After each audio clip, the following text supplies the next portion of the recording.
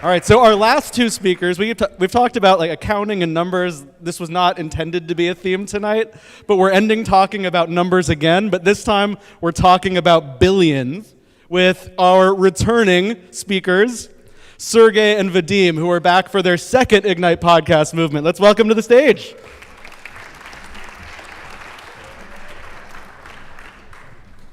All right, hello. I'm Sergei. And I'm his twin brother, Vadim. And over the last 18 months as we've hosted our podcast, we've had the opportunity to meet some amazing people. But talking to influential people and building relationships with them was not always natural for us. So we're here to tell you a couple stories about what we've learned. So back in college, we had the opportunity to go to a talk that was given by somebody that's pretty famous, and we were really excited. We were just reading The Wolf of Wall Street. Unfortunately, it wasn't Leonardo DiCaprio that came to give the talk. We would have been way more excited if that was the case. But it was Jordan Belfort of Wolf of Wall Street, and he gave an amazing talk. We were really excited about it. After the talk, we were like, yeah, we're going to talk to him. And guess what we did? Nothing. We couldn't think of what to say. We got too scared, and we didn't even approach Jordan Belfort. Well, we definitely weren't going to make that mistake again. A couple years later, I found out that I was going to be meeting this guy, the one and only shark, Damon John. He was going to the same nonprofit event to give a talk that I was going to.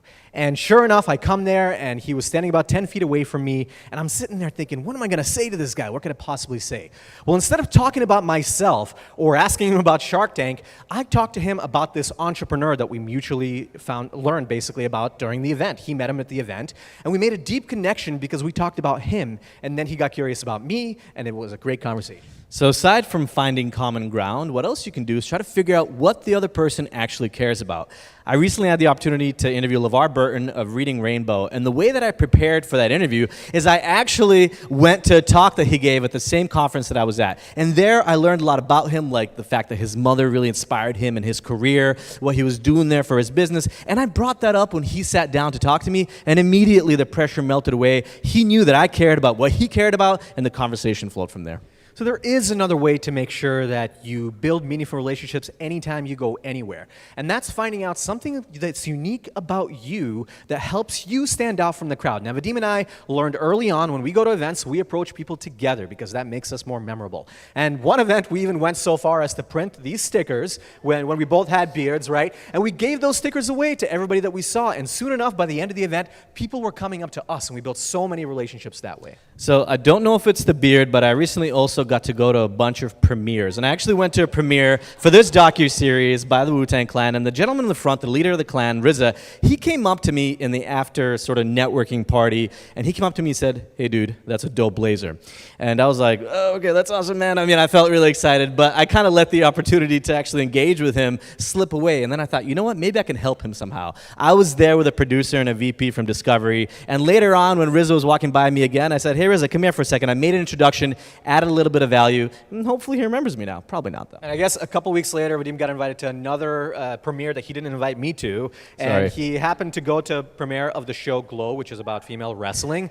And he met Allie Brie there. But what did you do? It was a little bit different. I did meet Allie Brie. I was really excited. I was like, oh my God, she's so beautiful. What am I going to say to her? And everybody else is coming up to her. And I thought, you know what?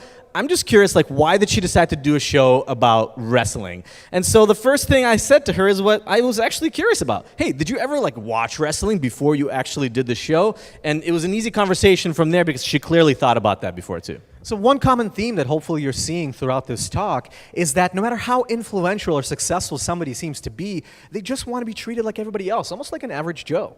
And you probably heard that it's lonely at the top. For better or worse, when somebody is influential or successful or prominent, people do treat them differently. So we urge you to actually treat them like human beings. Oftentimes, that alone can get you much further. And you know what? It's okay to get hyped up when you're meeting somebody important. But you know what? You should also kind of be like the honey badger, because the honey badger don't care, and you shouldn't either. In the end of the day, it's just another human that you can connect with. So this talk is called How to Talk to a Billionaire, and believe it or not, a couple of months ago, I had the opportunity to do just that. No, it wasn't Jay-Z, but I found out that I was meeting this Russian oligarch. He was considering sending his son to NYU, where I work at the Entrepreneurial Institute, and I knew I was meeting him the next day. So how did I make sure that that was a successful meeting? Number one, I prepared. I figured out exactly what I'm going to tell him about the place I work and what's interesting about NYU to him. And number two, I made it about his son. I talked to his son. I made sure to find out what does he care about. And by caring about what his son wants, I got him in the mix, and we had a great half-hour meeting and built a great relationship. So look, we're here at Podcast Movement, and hopefully we get a chance to meet some awesome people. And it's okay to have a little trepidation when you're thinking about what am I going to say, am I going to impress them? But what can you do to increase the chances of creating an actual engaging conversation and a relationship with this person? Well, we think that you should think about what they want to get out of the conversation. After all, you don't win friends and influence people by talking to them about how great you are. You do it by truly being curious about them and truly trying to find out what makes them tick. Thank you so much. Thank you.